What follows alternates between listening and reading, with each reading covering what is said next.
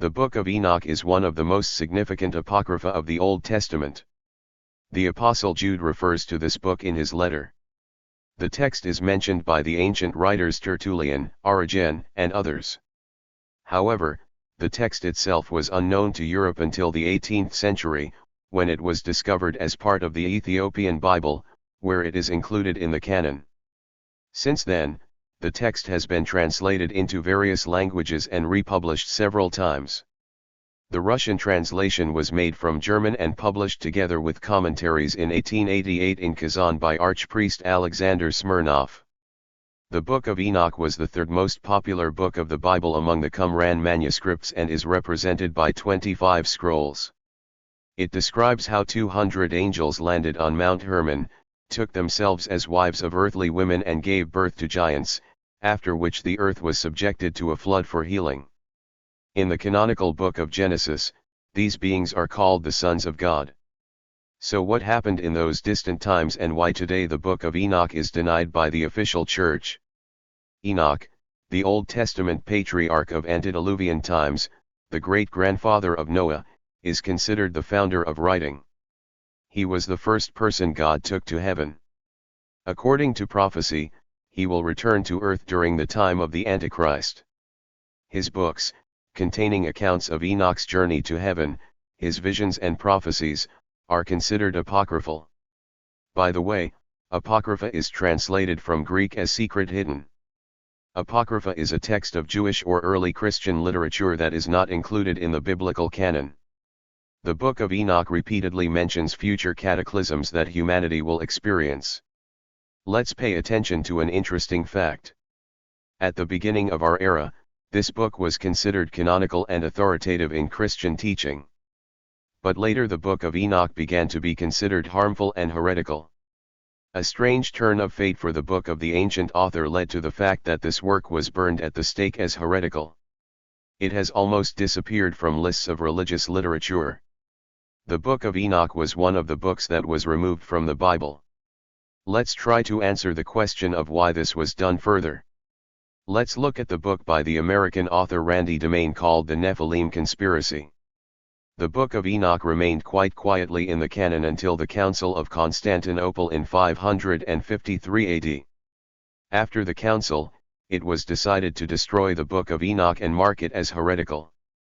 This act is just one of many that have occurred in church history that have silenced believers and taken away true understanding of the supernatural aspect of our lives. Why did they want to get rid of the Book of Enoch? Maybe because it tells about how those same highly developed beings, fallen angels, descended to earth and taught people the sciences. It was during those times that strange and unusual megalithic structures and pyramids appeared all over the world. Strange, incomprehensible, stone sculptures, the creation of which today is simply impossible to imagine without the use of the most advanced and modern technology. Great progress has come to Earth, exceeding what we know today in the science of medicine, astronomy, and engineering. So, as it is written in the Book of Enoch, the fallen watchmen began to teach people. Let's also remember that absolutely all peoples of the world have myths and legends about terrible monsters, giants, and other hybrids. All this just began to happen after the sons of God or fallen guard angels descended to earth. It is from here that we also see in ancient monuments strange creatures with a human head, for example, and the body of a lion. So, the most important question: why was the book removed? There are three common opinions in church circles. First, fallen angels are truly guardians who descended into our world and mixed genetically with the daughters of men. The second version, that these are the descendants of Seth, this point of view covers the identity of the sons of God, as direct descendants of Seth, marrying the corrupt daughters of Cain. Nothing supernatural, just mixing between people. And third, noble men, this point of view is mainly held by the Orthodox. But if the second and third hypotheses are true, why then remove the book from the canon? Maybe because if we accept as a fact that these were the fallen guard angels, everything becomes even more complicated, which is interesting.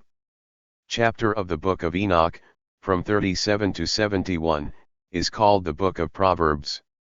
Here the scholarly debate centers on the thesis that it is based on the Book of the Watchers, as a supplement in which it presents a later development of the idea of the final judgment and eschatology concerning not only the fate of the fallen angels, but also the evil spirits on earth.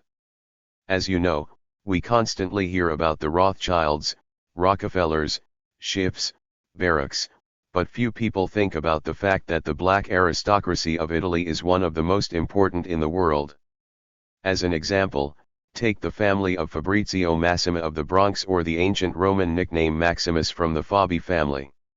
Translated as supreme. They consider themselves descendants of Hercules, and therefore demigods. It is from here that we take the very term blue blood, which has been found for centuries, but few people understood what it means. And now it looks like the puzzle is coming together.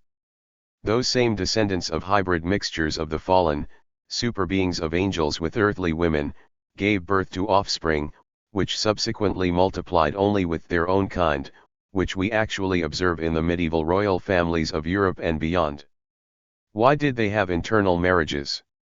In order to preserve that very blood, the blood of their forefathers, who mixed with the daughters of men. So the Massima family are the main bosses over all the black nobility and even the Pollovicini family, since they are details and nobles of the Maximus family, elders in the Vatican and the Roman Catholic Empire. This is higher than the royal family of the Vatican, descendants of the ancient patrician family of gens Fabius. The Massim family is the foundation, and the political and military support of this family is the column, and the financial roof, the head of the black one, you know, the Pollovicini family.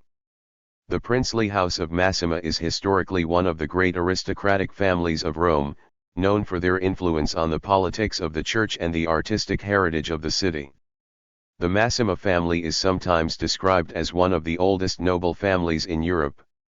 It is these families that stand above large corporations, which are essentially fraudulent structures.